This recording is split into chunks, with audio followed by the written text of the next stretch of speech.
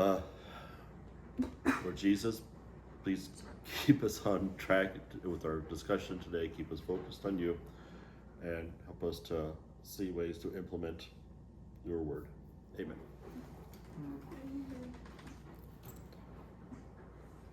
Faithful and Christian have been talking with Talkative. He is really attractive from a distance, and he is not attractive up close.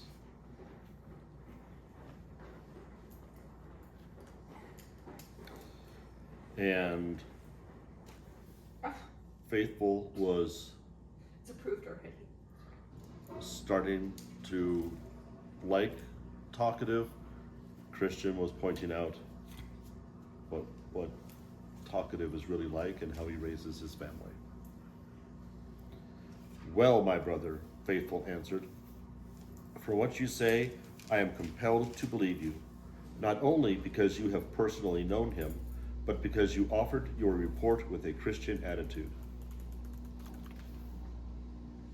I cannot believe that you have told me these things out of ill will, but rather I see your motive is your love for the truth. So that is a good witness. You didn't just know him, you offered your report with a Christian attitude. You're looking for the truth. You're not trying to gossip. You're not trying to just tear down. You're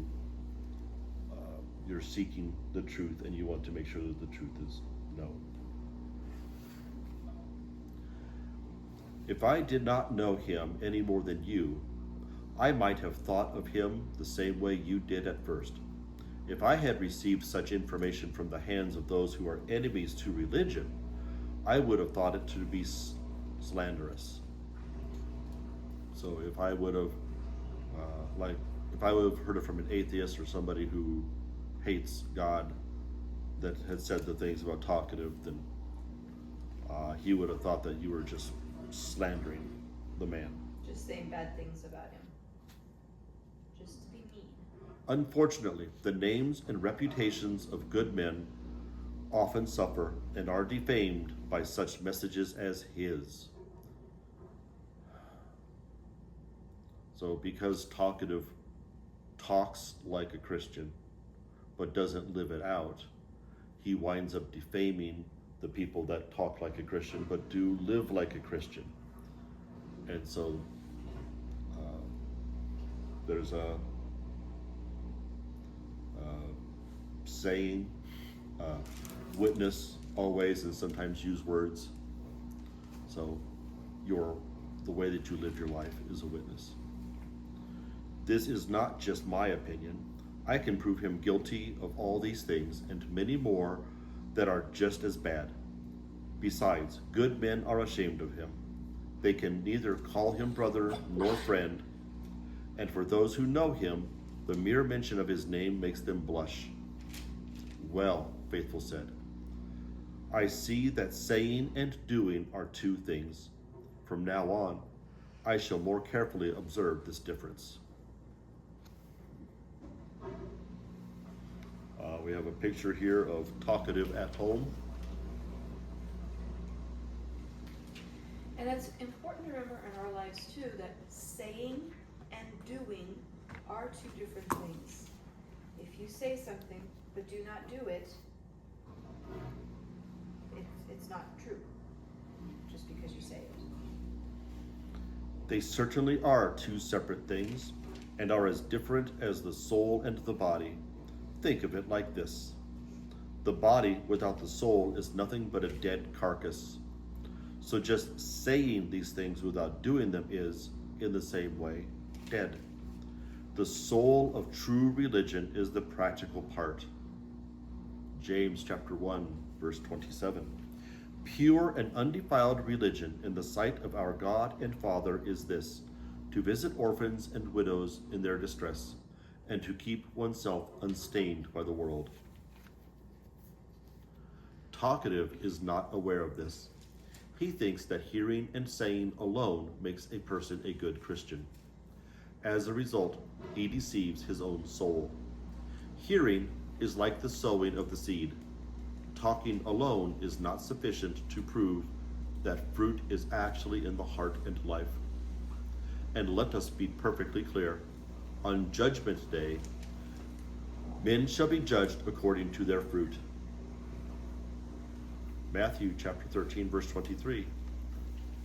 And the one on whom seed was sown on the good soil, this is the man who hears the word and understands it, who indeed bears fruit and brings forth, some 100-fold, some 60, and some 30. At that the time question will not be, did you believe? But instead will be, were you doers or talkers only? It is by this that they will be judged. The end of the world is compared to our harvest. And you know how it is at harvest. Men notice nothing but fruit, and anything that is not of faith cannot be accepted. I am saying this to help you see how insignificant the profession of talkative will be at that day. Matthew chapter 13, verse 30. Allow both to grow together until the harvest. And in the time of the harvest I will say to the reapers, first gather up the tares and bind them in bundles to burn them up, but gather the wheat into my barn. Faithful pondered Christian's words and said, this brings to my mind what Moses described about the beast that is clean. Deuteronomy chapter 14, verses 7 through 10. Nevertheless, you are not to eat of these among those which chew the cud, or among those that divide the hoof in two, the camel and the rabbit and the shaphan. For though they chew the cud, they do not divide the hoof. They are unclean for you. The pig, because it divides the hoof but does not chew the cud, it is unclean for you. You shall not eat any of their flesh, nor touch their carcasses. These you may eat of all that are in water. Anything that has fins and scales you may eat, but anything that does not have fins and scales you shall not eat. It is unclean for you. So that means birds and... Specific birds, specific fish, and specific animals. It's rather complex. But in general, with the exception of pigs, the animals that you would want to eat are okay. Camels, horses, giraffe, not something that you're typically going to want to eat. It's probably cultural, but anyway.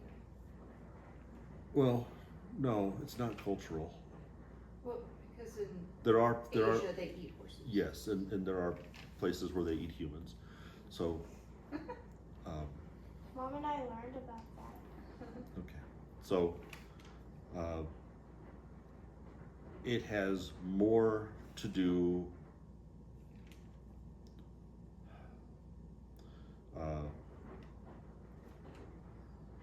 animals that eat other animals, you should stay away from.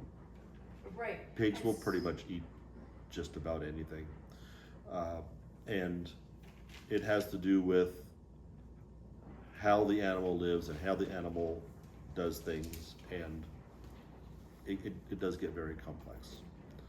The fact that something chews the cud indicates what type of a digestive system it has, and just how things are structured.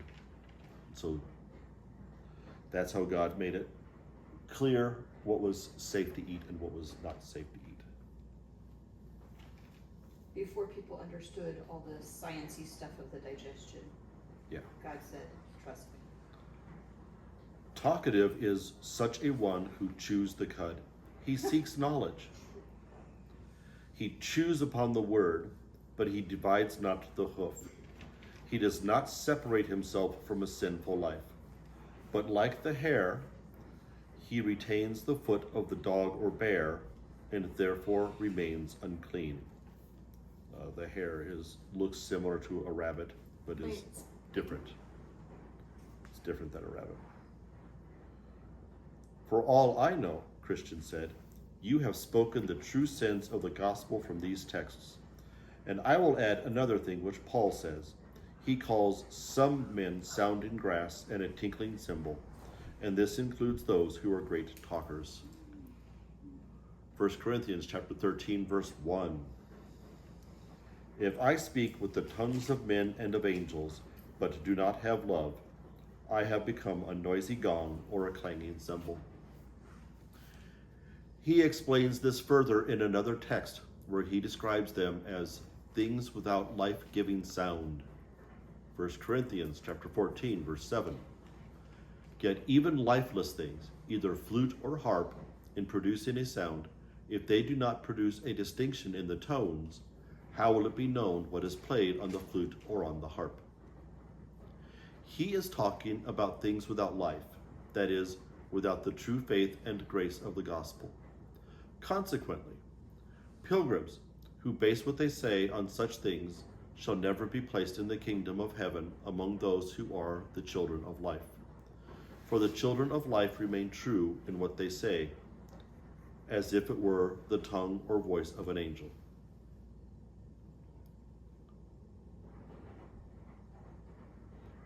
Faithful scratched the crown of his head. Well, now I am sick of his company. What shall we do to be rid of him?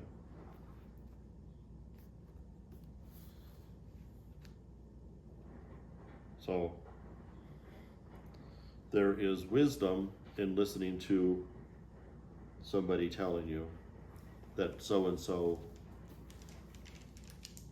talks a good talk but doesn't live their life, and you should separate from them. There is also some wisdom in seeing that for yourself. Faithful hasn't really seen that for himself. For plot purposes, it's fine, but there's wisdom to proceed with caution and not just dump a new friend because somebody else said. You have to use discernment throughout the whole process.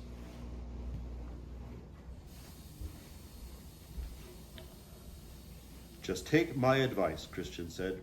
Do as I tell you, and you shall find he will quickly become sick of your company too.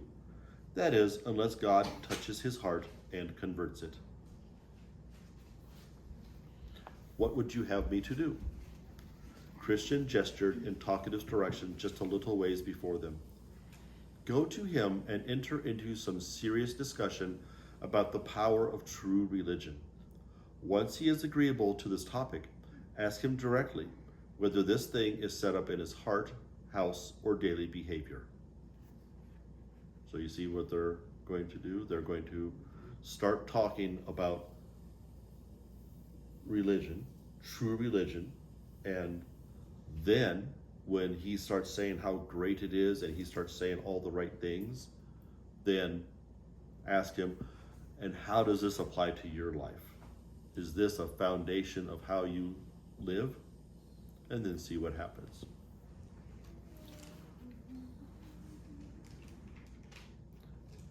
Then, Faithful stepped forward again and fell in line with Talkative. Hello, how are you? Talkative smiled. Thank you for asking. I am well, though I did think we should have been able to talk a great deal by this time. Well, Faithful said, if you are willing, we can have some profitable discussion now. And since you left it up to me to come up with the topic, let it be this. How does the saving grace of God display itself when it lives in the heart of man? Talkative said, I notice that our talk must be about the power of things. Boy, that just sounds like it's AI responding. Well, this is a very good question, and I shall be more than willing to answer you. So accept my brief answer as follows. First, when the grace of God dwells in the heart, it causes a great outcry against sin. Secondly, no, hold on. Faithful stopped him. Let us consider each item one at a time. To make it clear, I think you should have said that it shows itself by persuading the soul to abhor its sin.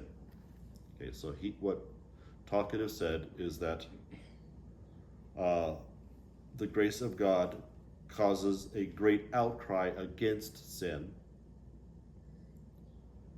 And Faithful says it should be that the grace of God shows itself by persuading, convincing the soul to abhor, to completely hate its sin. A slight frown wrinkled Talkative's brow. Why, what difference is there between cried out against and abhorring sin? Oh, a great deal, Faithful said. A man may cry out against sin in principle, but he cannot abhor it except by virtue of a godly aversion against it. I have heard many cry out against sin in the pulpit, but who still live with it without any problem in their heart, house, and everyday life.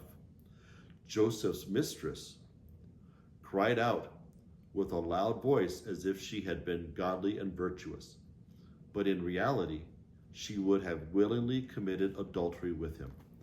So, in today's speak, a mistress would be a man is married and he's got another woman on the side, and that's his mistress. That's not this context. This context is an older context. There is a master of the house and there is a mistress of the house. So who is in charge of the household? So the mistress was in charge of the household, and so that's his mistress, the woman that was in charge of the household. They said that back in Pride and Prejudice time. Yes, It's in the, Might be. when this was written. yeah. Genesis chapter 39, verse 15. When he heard that I raised my voice and screamed, he left his garment beside me and fled and went outside. Some cry out against sin, even as the mother cries out against her child when she scolds it as rude and naughty, but then quickly changes to hugging and kissing the same child. Talkative's eyes narrowed. I see you're trying to be clever and catch me. Not at all, Faithful said. I am only trying to set things right. So what is the second thing you were going to mention as proof of a work of grace in the heart?